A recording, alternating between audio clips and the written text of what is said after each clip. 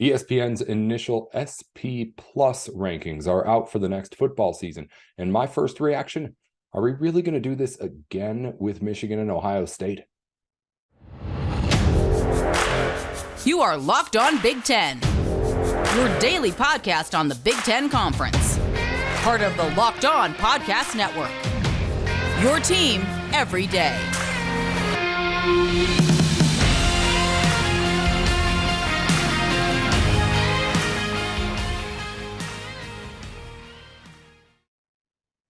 Hi there, you're tuned in to Locked On Big Ten. I'm Nate Dickinson. Be sure to follow the show wherever it is you get your podcasts at Locked On Big Ten, 10 at the end, not TEN, on Facebook or on Twitter, and wherever you get your podcasts, and YouTube too. I don't think we have a Facebook page. If we do, I need to get access to it. But anywho, follow us on the other stuff first.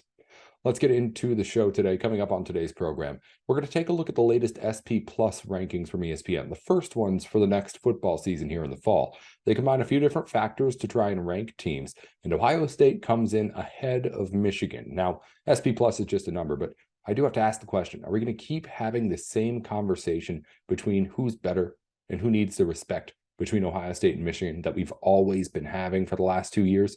It seems like Michigan may have earned that advantage, but it may be another year of saying, well, Ohio State's better on paper. We'll get to that in just a second. Also, later on, got Big Ten basketball to go over. Nebraska gets a win. Wisconsin gets a win without making many shots in the later part of the second half. And of course, a huge win for Penn State as they fight for their tournament lives. Also, Indiana and Northwestern facing off with two of the hottest teams in the Big Ten battling tonight. Means we've got a whole lot to get into here on the program. Let's start, though, with the football stuff.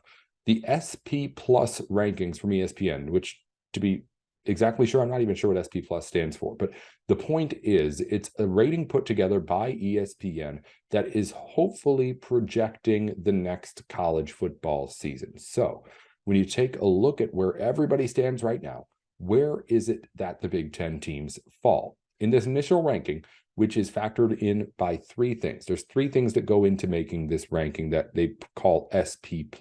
It is 1, returning production, 2, recent recruiting, and 3, recent history.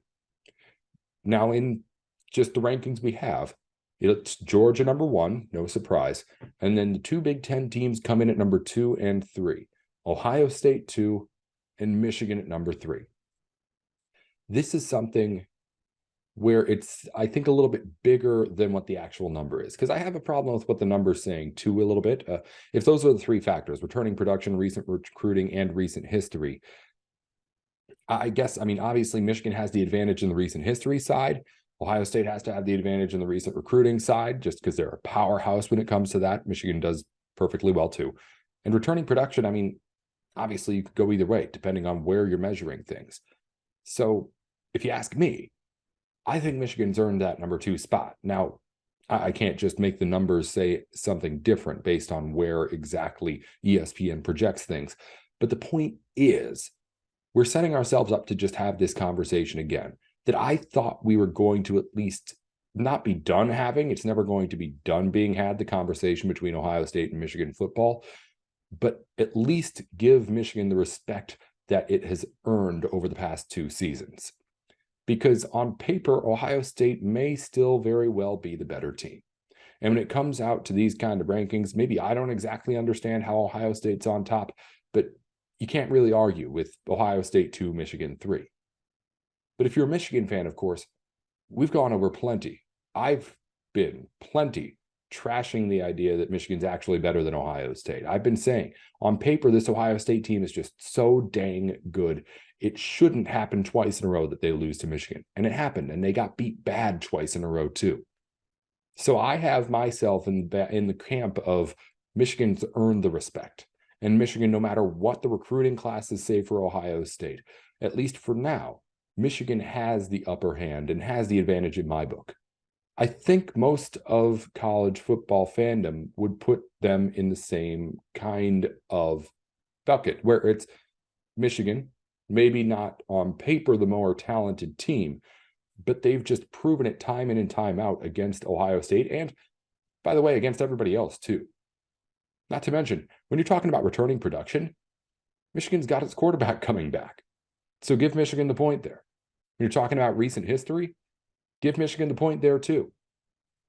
It seems like to me this SP plus ranking, and I don't, again, know exactly what goes into it, how it gets calculated. But the point is, if it's either weighting something like recruiting too much or weighting things like just pure stats, which of course Ohio State blows just about everyone out of the water on as far as offensive stats, at least with, then yeah, Ohio State could very well be the higher ranked team on paper. But I'll tell you one thing, if the preseason polls come out, the preseason AP poll comes out, and Ohio State's ahead of Michigan there, then I don't know what to say. Because it seems pretty obvious right now that with Michigan having beaten Ohio State twice in a row and having its quarterback coming back while Ohio State has to get the next one ready, it seems like Michigan should have this edge. It seems like they've earned this edge. And I'm not saying they haven't in the eyes of the public, but I'm just really, really, I guess, a little tired of having the conversation of, okay, well, is it just because Ohio State's better on paper that we think they might be the better team? Or is it because of what we see on the field with Michigan that we rank Michigan higher? I'm tired of having the conversation. Michigan's won the game the last 2 years. How long will it take for a Michigan team to definitively step over Ohio State in the public perception?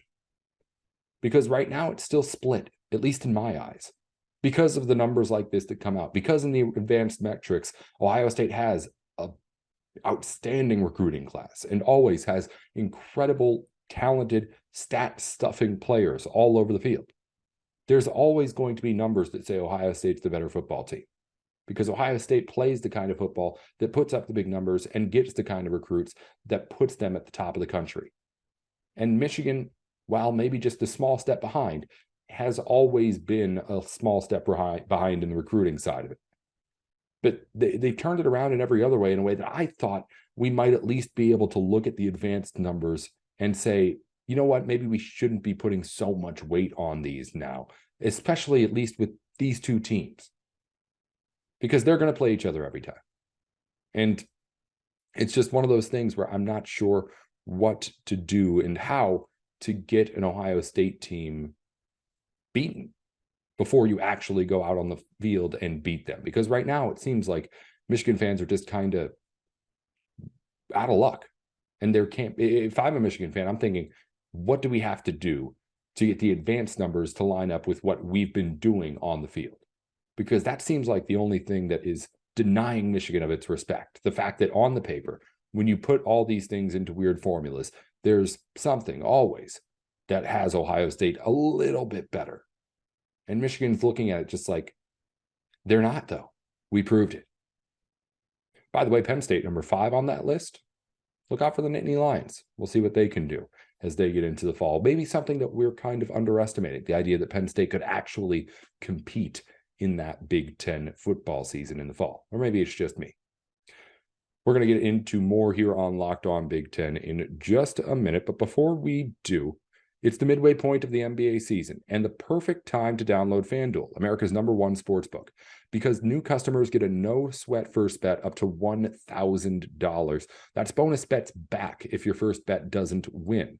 So download the FanDuel Sportsbook app. Safe, secure, easy to use. And you can bet on everything from the money line to point scorers and threes made as well. Specifics to, of course, the bets that you know and love have been making forever. You've got Big Ten basketball on the slate. We're going to get into Northwestern Indiana in a minute. I'll have for you my takes on that game. Everything else you need to know we'll have for you right here on Locked On Big Ten as far as lines. And when you hear a line, it's coming from the FanDuel Sportsbook. So you can bet alongside us. Fade us, went 1-1 yesterday. We'll have it for you all here on Locked On. Also, be sure to check in with the Locked On College Basketball podcast. Everything that you need to know about what's going on in college basketball, all in one place, all of the time, of course, just like you like it here on Locked On. We'll have it for you every single weekday over with Isaac Shade and Andy Patton, Locked On College Basketball on YouTube and wherever you get your podcasts. All right, let's dive into what's going on with Big Ten basketball. Of course, pretty quiet and not really big movements made in the bracketology side of things, with not really a whole lot of Big Ten action going on Monday. Updates had not been made to the bracket matrix site as of results from yesterday. At least I wasn't thinking they had all across the board, of course. Right now, we have, though, 105 brackets that are being averaged out on the site, bracketmatrix.com. And the Big Ten teams line up as such. I'm going to go through this a little bit more quickly now that we've kind of gotten used to using Bracket Matrix. Purdue's back as a consensus number 1 seed across all 105 brackets. Indiana's average seeding is a 4.5, Illinois a 5.8, Rutgers a 6.4, Iowa a 7.3, Michigan State a 7.7, Maryland a 8.2, Northwestern an 8.3, and Wisconsin continues to slip. They're down to now just appearing in 33 of 105 brackets. They do have, of course, that win yesterday that they'll help them maybe a little bit. Nothing really changed since yesterday, but Penn State, though, does get a big win, which we'll talk about here in just a second. That does, at least in the Joe Lunardi bracket that goes a little bit further than the field of 68, put Penn State back in the conversation, as he likes to put it. Not even in the first 4 out or next 4 out, but Penn State's at least starting to claw their way back there after a big win over Illinois. Let's talk about that one. Huge win for Penn State over Illinois. Jalen Pickett with the game of his life, 41 points, takes 20 shots, makes 15 of them, extremely efficient, had enough time to dish out some assists too, 8 of those on the way to a big Penn State win. Illinois did not lead in this game. I said it yesterday when I said I was picking Penn State plus the points in this matchup. The Nittany Lions needed this one. Needed it to get back into the NCAA tournament picture after falling far out of it. And with an experienced team like that, with a whole bunch of seniors on that roster, and a game that they really needed to win in a crucial spot, I was pretty confident Penn State was going to be able to pull it out. They do. And I, of course, had no idea that it would be Jalen Pickett who had, again, just the game of his life in that one for Penn State. 41 points, 8 assists for him. Penn State gets a big win. In the other matchup from the Big Ten yesterday, Wisconsin gets a win, but doesn't make a shot in 10-plus minutes to end the game. Interesting, huh? This was a ugly game to watch. A continuation of what we've seen from Big Ten basketball, and in quite a bit of ways, it's doing its best Big Ten football impression and just playing ugly games. Wisconsin does not make a field goal in the last 10-plus minutes. The Badgers missed their last 15 shots from the field. The saving grace was Connor Essegian. He was making free throws down the stretch. And we talked about it yesterday. Free throws playing a factor in this game as well here. In the matchup, free throws weren't that big of a differential, but as far as free throws taken certain times, in that stretch where Wisconsin did not score a single bucket to end the game in the second half of the second half, they went to the line for 14 of their 18 free throws in the game. So again, if you're looking for something to complain about, if you're an Illinois fan, that would be it. The fact that in that last 10-minute stretch, Wisconsin, while it was making no shots, gets bailed out with 14 free throws, of which it makes 12. That's really the only thing, though, that you can harp at if you're a Wisconsin fan. Badgers shot 33%. Illinois shot 42%. If you're an Illini fan, I should have said off the top there. Nothing was good about this game. Nothing was all that good about this game. Ugly one. Badgers win it, help their tournament chances. And as far as what Wisconsin, or as far as what they have here, or I'm sorry, as far as what Michigan has here, it's not looking good. Wisconsin beats Michigan in that game. I said Illinois before. Penn State beats Illinois. Wisconsin beats Michigan. The only other thing I have, can Northwestern beat Indiana here tonight? It's going to be an interesting matchup tonight in the Big Ten. Northwestern hosting Indiana after beating number 1 Purdue over the weekend. And now on a 3-game win streak, can the Wildcats keep the magic going? There's a little bit of a different challenge in this game. Both teams coming hot, both teams winners of 3 games in a row. Of course, everyone knows Northwestern got the biggest win of maybe its program's history on Sunday. But this is a little bit different of an Indiana team. Northwestern has not done very well defending bigs this season. It did do a decent job against Zach Edey in, of course, the win over Purdue. Edey did his thing, but Northwestern at times was able to at least keep him a little bit frustrated. Can they do that against Indiana? I'm not confident, because Indiana's size is a little bit different than what Purdue's size is, a little bit more versatile than what Purdue's size is. Trace Jackson Davis is playing like an All-American right now and has been outstanding in taking advantage of smaller opponents. Northwestern could be in some trouble here, if you ask me. They've got all sorts of momentum. They've also got the opportunity for a bit of a letdown game, a bit of a let the air out game after they've been so dominant and had so much energy in that Sunday win over Purdue. It's not like they're taking it for granted, of course, the opportunity to beat Indiana.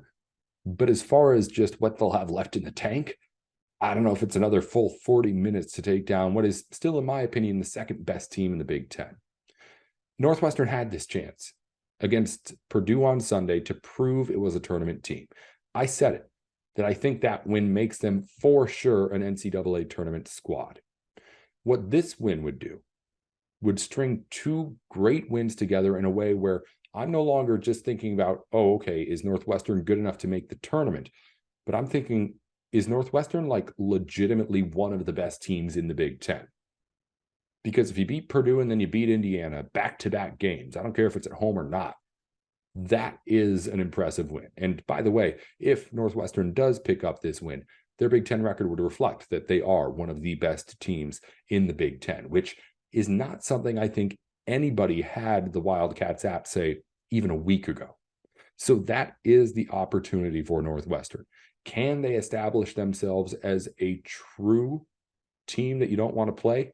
But otherwise, of course, can they stop the Indiana size that has a different but equal skill set to what Purdue's size is as well?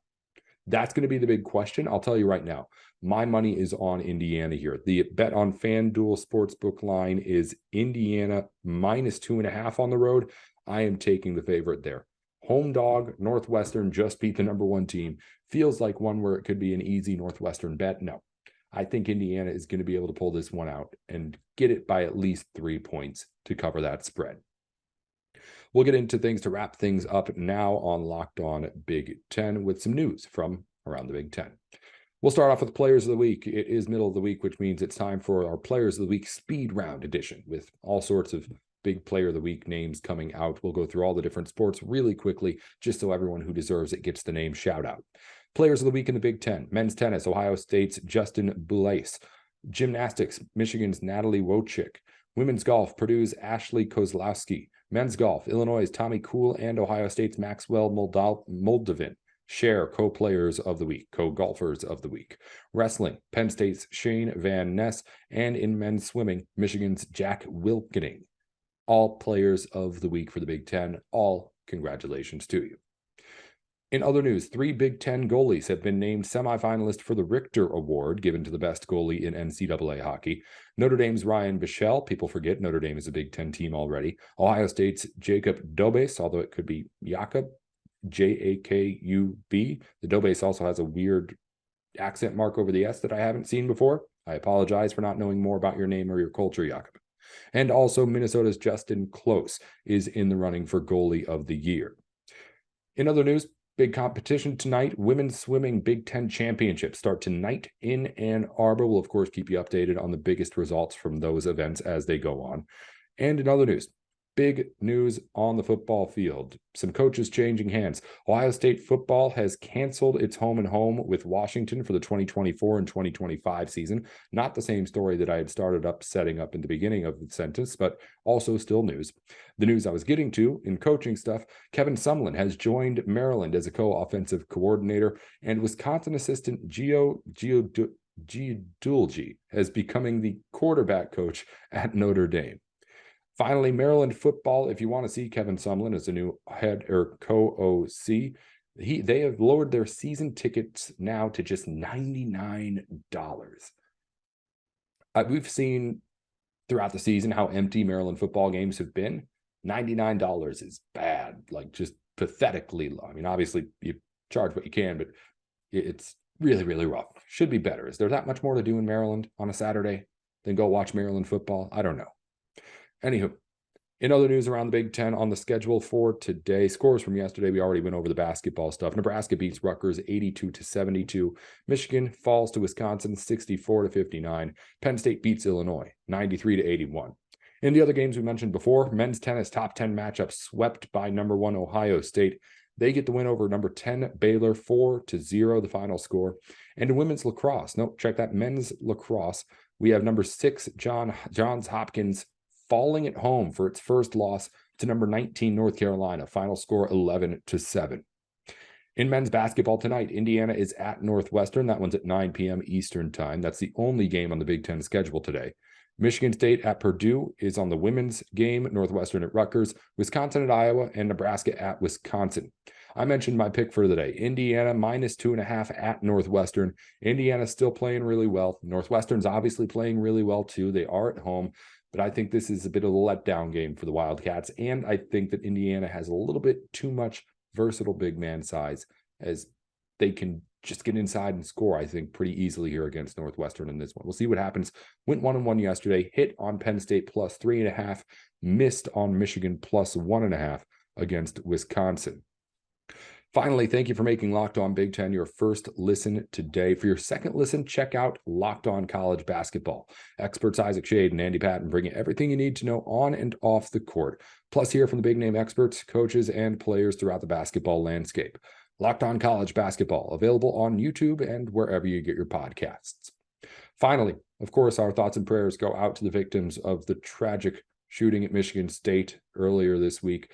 If you want to hear more about it, Matt Sheehan over at Locked On Spartans did a really, really good job on his episode on Tuesday, really just getting into what you can do if you need help, trying to honor the people who we lost, and everything that we can, of course, to try and deal with crazy stuff that is always happening seemingly around college campuses when it doesn't have to.